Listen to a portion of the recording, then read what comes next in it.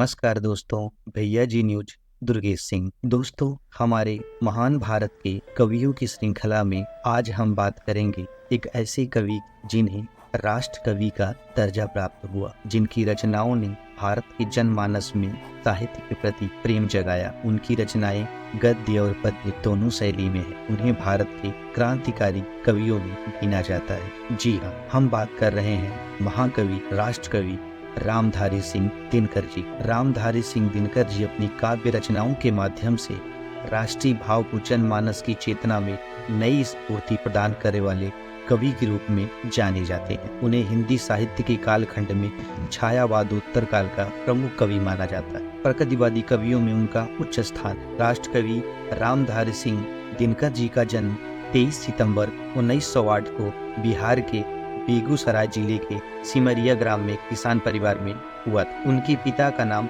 रवि सिंह और माता का नाम मनरू देवी था। रामधारी सिंह दिनकर जी प्रारंभिक शिक्षा अपने गांव में ही सीमित साधनों के बीच हुई।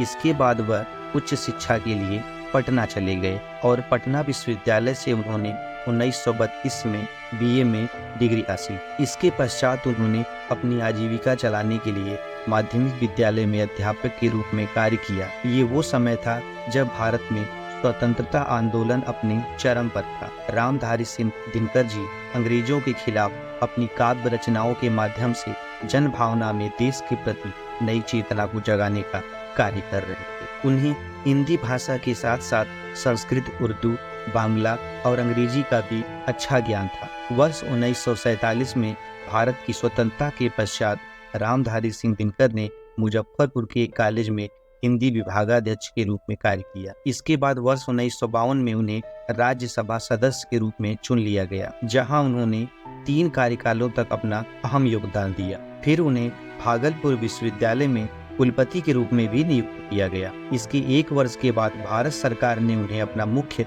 हिंदी सलाहकार नियुक्त किया। यहाँ उन्होंने 1965 से लेकर 1971 तक कार्य किया। वहीं 24 अप्रैल 1974 को हिंदी साहित्य के इस महान कवि का चेन्नई, तमिलनाडु में निधन हो गया। रामधारी सिंह दिनकर जी का साहित्यिक जीवन ही बहुत ही शानदार रहा। रामधारी सिंह दिनकर जी की काव्य प्रतिभा ने हिंदी साहित्य जगत में अपार प्रसिद्धि प्रदान की। उन्होंने राष्ट्र प्रेम, सौंदर्य, लोक कल्याण को अपने काव्य का विषय बनाया, लेकिन उनकी राष्ट्रीय भाव पर आधारित कविताओं ने भारतीय जनमानस को सबसे अधिक प्रभावित किया। उनकी काव्य कृतियां हैं बारदोली, विजय संदेश, रेणुका, ओंकार, रसवंती, द्वंद्व गीत, कुरुक्षेत्र, इतिहास के आंसू, रश्मि रथी, उर्वशी, परशुराम की प्रतीक्षा, हारे को हरिनाम, रश्मिलो। उनकी गद्य रचनाओं में मिट्टी की ओर, अर्धनारीश्वर, रेती के फूल, हमारी सांस्कृतिक एकता,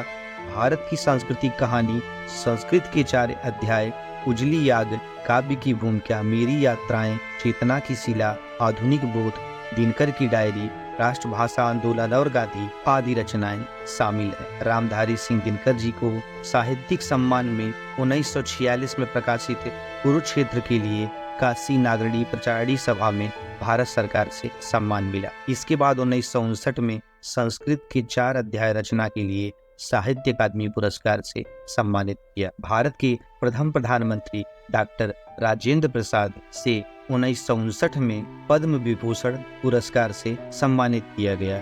वर्ष 1961 में रामधारी सिंह दिनकर उनकी प्रसिद्ध काव्य रचना उर्वशी के लिए ज्ञानपीठ पुरस्कार से भी सम्मानित किया गया। बिहार राज्य के राज्यपाल जाकिर हुसैन, जो कि बाद में भारत के तीसरे राष्ट्रपति बने, उन्होंने रामधारी सिंह दिनकर जी को डॉक्टरेट की मानद उपाधि से सम्मानित किया।